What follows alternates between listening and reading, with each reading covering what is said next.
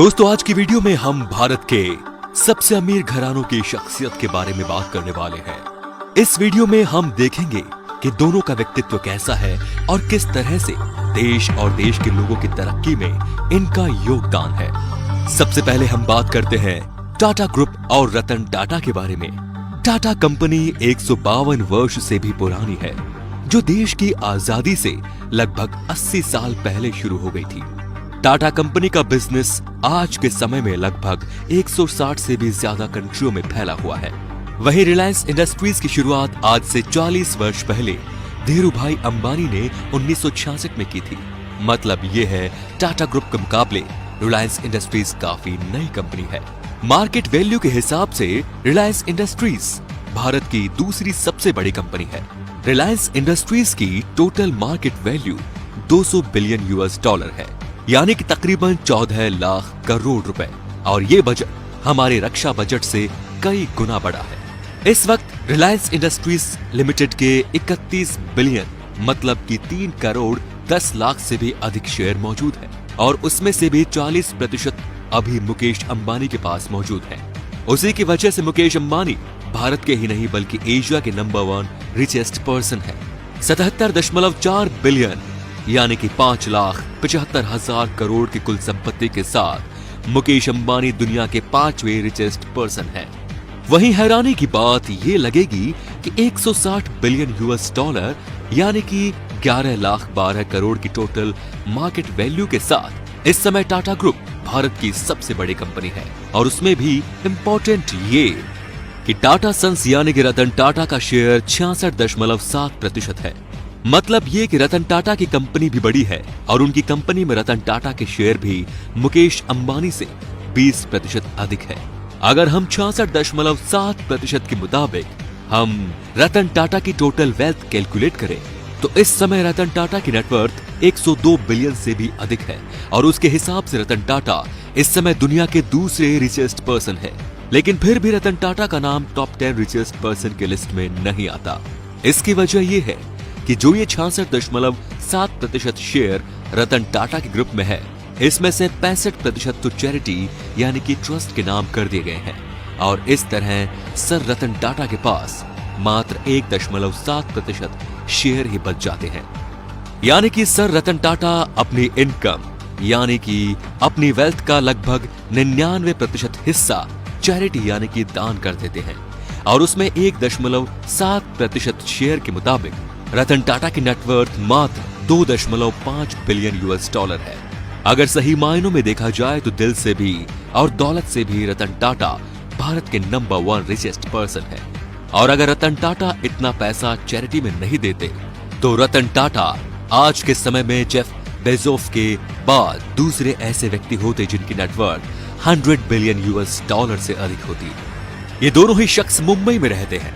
हालांकि मुकेश अंबानी दुनिया के सबसे महंगे घर एंटीलिया में रहते हैं, जिसकी कीमत 2 बिलियन US$ यानी कि 130,000 करोड़ रुपयों से अधिक है। वहीं सर रतन टाटा जिस घर में रहते हैं उसकी कीमत लगभग 150 करोड़ रुपए है, जो कि भारत के कई सेलिब्रिटीज के घर की कीमत से भी कम है। मुकेश अंबानी पर मंथ 15 से 16 लाख रुपए अपनी सिक्योरिटी पर खर्च करते हैं। ये सिक्योरिटी उन्होंने लगभग Z सिक्योरिटी बनाने की कोशिश की है।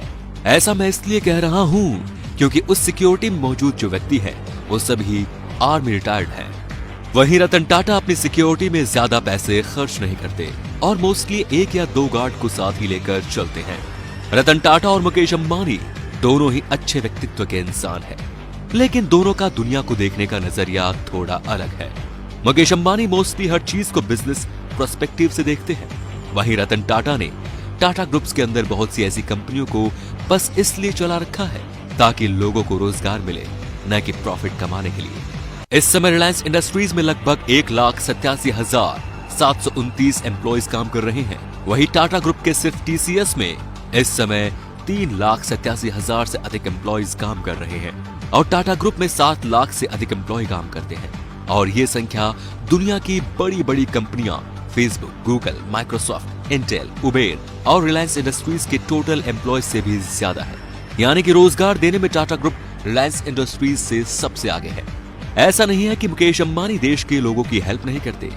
भारत की GDP में 5% का योगदान अकेले मुकेश अंबानी की कंपनी रिलायंस इंडस्ट्रीज का है, जिसमें कि वर्ष 2019 में रिलायंस इंडस्ट्रीज ने 67,000 करोड़ का जीएसटी भारत सरकार को पे किया, जो कि रिलायंस इंडस्ट्रीज को भारत का सबसे बड़ा जीएसटी पेयर बनाता है। वहीं टाटा ग्रुप नंबर 1 पर क्यों नहीं है?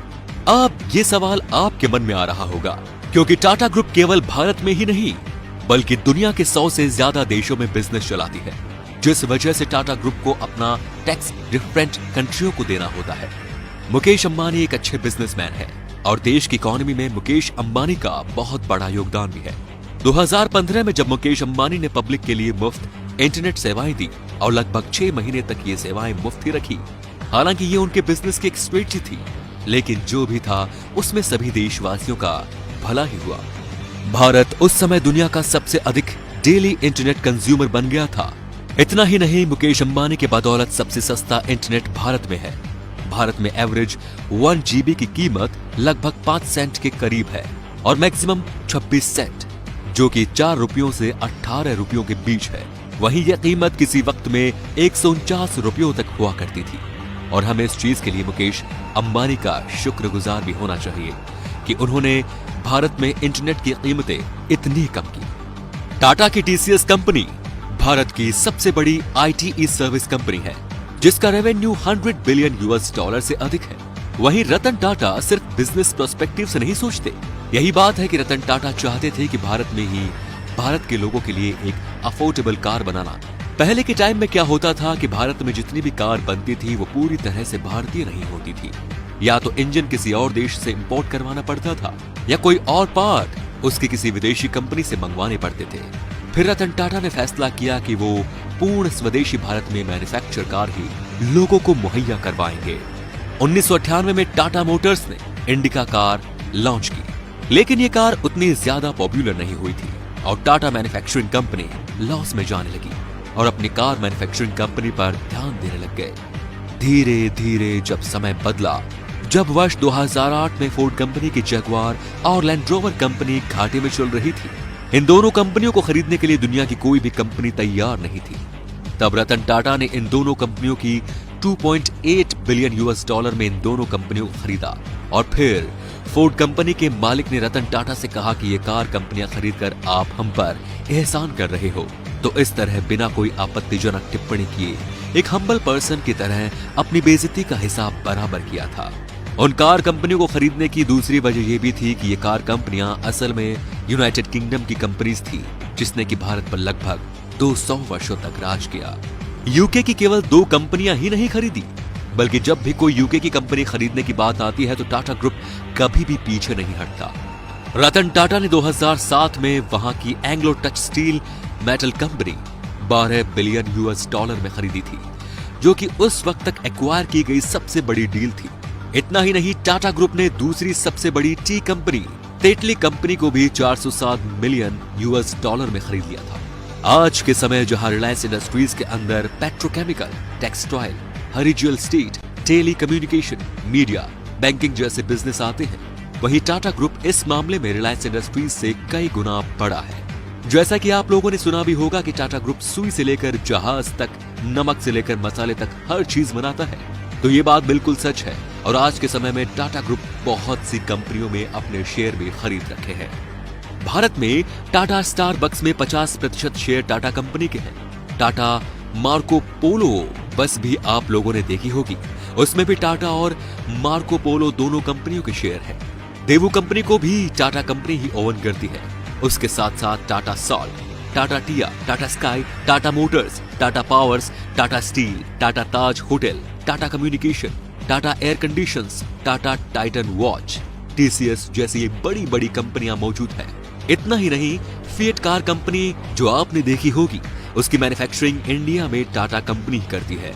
और ये सभी कंपनियां टाटा ग्रुप की अम्ब्रेला कॉर्पोरेशन की तरह है, जिसमें कि इन सभी की पेरेंट कंपनी टाटा ग्रुप है। दोस्तों, दोनों के व्यक्तित्व में आपको किसका व्यक्तित्व सबसे ज्यादा प्रभावित करता है, ये हमें कमेंट में जरूर बताएं। और अगर वीडियो पसंद आया तो शेयर कीजिए। धन्यवाद।